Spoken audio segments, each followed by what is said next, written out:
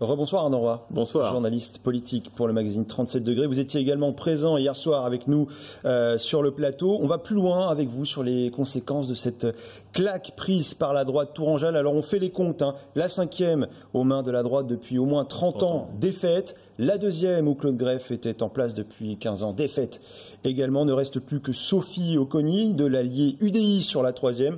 C'est un séisme politique auquel les Républicains ne s'attendaient pas forcément. Un séisme politique, oui, parce qu'on avait réussi à droite, les gens de droite avaient réussi à se remobiliser, à faire l'union, parce que pendant 20 ans, il ne faut pas oublier qu'à Tours, on avait eu quelques problèmes d'union à droite avec les centristes et avec la droite classique, le RPR, l'UDF, l'UMP, enfin, tout à cette époque. Et Serge Babary avait réussi ce pari. Aujourd'hui, quand on voit que Céline Ballesteros arrive 4e sur cette législative, on peut se poser deux questions. Était-ce la bonne candidate? Bon, ça c'est la première circonscription. Bon, certainement, parce qu'elle a été choisie depuis longtemps. Mais la deuxième vraie question, c'est est-ce qu'elle n'a pas profité d'une dynamique municipale? Elle est adjointe au maire, elle est vice-présidente du conseil départemental, et cette dynamique-là n'existe pas. Alors Frédéric Ogis dit tout le monde reste légitime malgré cette défaite. Oui, ça ne remet pas en cause l'action municipale. Oui, ça c'est la voix du président des Républicains d'Indre-et-Loire, mais force est de constater que ça va pousser fort derrière dans les prochaines semaines, les prochains mois. À droite, on va essayer de faire le ménage, c'est sûr. Quelle responsabilité dans cette défaite pour Philippe Briand, le président de la métropole et grand patron de la droite locale?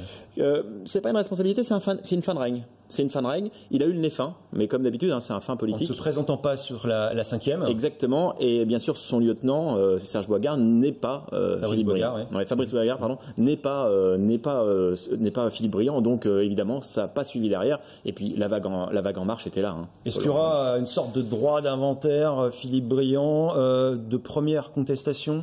Il va y avoir un droit d'inventaire ipso facto parce que justement à Tours, la droite perd tout depuis 2015, depuis les régionales. Les voix à droite s'étiolent de plus en plus et donc évidemment il va y avoir un droit d'inventaire très fort. On attend bien sûr le bilan de mi-mandat de Serge Babary vendredi prochain et je pense qu'il va aussi faire une annonce. Peut-être va-t-il aller au sénatorial. Justement, vous parliez de bilan, Arnaud. Est-ce qu'il faut s'attendre à une recomposition de la droite tourangelle? On le rappelle, il y a au moins 3 sensibilités qui traversent cette droite presque irréconciliable, les macro-compatibles, les chiraciens et la droite dure qui, pour l'instant, tient le parti au niveau national. Et bien sûr les centristes, parce que l'UDI est quasiment mort aujourd'hui, n'a plus de visibilité, puisque le macronisme a pris la place. Évidemment, je pense que les LR vont se recentrer sur une droite un peu plus dure. Alors en plus, on a un Guillaume Pelletier qui rentre à l'Assemblée nationale, donc à mon avis, donc député du Loir-et-Cher maintenant, il est fort à parier qu'on va l'entendre et qu'il sera même peut-être porte-parole du groupe LR. Un dernier mot sur l'abstention. Près de 6 électeurs sur 10 au niveau national ne se sont pas déplacés. Un record pour des législatives.